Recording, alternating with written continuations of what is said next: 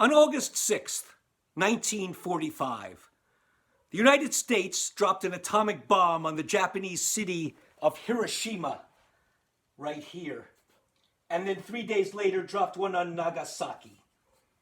On September 6th, 2019, my wife and I visited Hiroshima and stood on the very spot where the bomb was dropped. And when you stand there and look up into the sky and use your imagination about what happened 74 years earlier, it's really creepy. We then went into the Hiroshima Peace Memorial Museum, which is right there, and saw the gruesome effects of the bomb which killed 250,000 men, women, and children. We then got back on our tour bus. We were on a tour of many Japanese cities, and our Japanese tour guide immediately said to us that she wanted to thank the Americans. She said this in broken English. She wanted to thank the Americans for throwing the bomb on Hiroshima because it taught the Japanese people a valuable lesson, never again to be super aggressive and militaristic. I immediately called out and said, I'm American and I'm enraged that my country threw the bomb on Hiroshima, that I believe it was a horrible war crime. What we're told is that Japan was refusing to surrender at the end of World War II, and the United States would have had to invade the Japanese home islands, and tens of thousands of American soldiers would have died trying to do that. The truth is, Japan was on the verge of surrendering, and the Americans knew it. The problem was not Japan, the problem was the Russians. And Russia is here, but it's also all the way up here is Russia. The Russians were our allies in World War II, and they had just finished defeating the Nazis, and they were now going to do what they agreed to do with the Americans. That was to attack Japan from the north to help out in the war effort against Japan. But by that time, the Americans had decided that the Russians were going to be the enemy in the next war. So they wanted to immediately end the war by dropping the bombs on Hiroshima and Nagasaki before the Russians could get a toehold in Asia. And they also wanted to demonstrate to the Russians the power of the bombs. If those bombs will be dropped on their cities, and just as well as on Japan if the Russians tried to mess with the United States. So the bombs that were thrown on Hiroshima and Nagasaki weren't really the last salvo of World War II. They were the first salvo of World War III.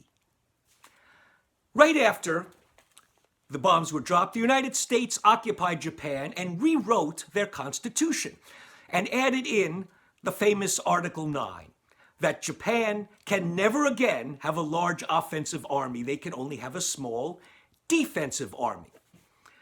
Currently, the Prime Minister of Japan, Shinzo Abe, is trying to rewrite the Japanese constitution and remove Article 9 so that the Japanese can once again have a large offensive army. The Americans are happy about this because Japan is an ally and they will be needed in the coming World War III against the Chinese, the North Koreans, and the Russians. My Japanese tour guide told us that she was a big supporter of Shinzo Abe. So I said to her, you just told us that you wanted to thank the Americans for throwing the bomb on Hiroshima to teach you never to again have a large offensive army. What do you think of Shinzo Abe, who you support, removing Article 9 from your constitution so you can once again have a large offensive army? She never really answered my question. This is the island of Okinawa down here. It was the last bloody battle of World War II. Once the Americans captured Okinawa, the war was over. Japan had no air defenses left. The Americans could bomb Japan at will without even having to refuel their planes because Okinawa is so close to Japan.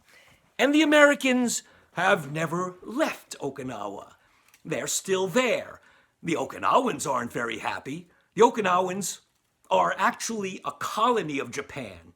they're not actually Japanese, and who cares what the Okinawans think? The Okinawans are upset that these loud planes with their pollution, occasional soldiers that abuse their women, they hate the whole situation, but there's nothing they can do about it. Because the Americans now have a large base there that has nuclear weapons on it that are pointing not at Japan, but at China. As you can see, China is here, but it also curls around all the way down here. China is as close to Okinawa as Okinawa is to Japan. The United States also has about 100 military bases in the area, which surround the Russians, the Chinese, and the North Koreans like a noose. The United States also has about 1,000 military bases all over the world. China, on the other hand, has one military base outside of China, that is in Djibouti, way over there. And the Russians have one base outside of Russia, which is also way over in the Middle East. It is in Syria. When Barack Obama was president, he had his famous pivot to Asia, where he sent or wanted to send many more ships with nuclear weapons to the area. And a number of months ago, Trump sent more ships with more nuclear weapons. Believe me, the Russians and the Chinese and the North Koreans and the Iranians, for that matter, are much more afraid of the United States than we should be afraid of them, even with all the fear-mongering. And believe me, my friends, we do not want to fight World War III against the Russians and the Chinese and the North Koreans. It will be the last war humanity ever fights. We can only hope that both the Japanese people and the Americans will learn the lesson that was taught when the bomb was thrown on Hiroshima and Nagasaki.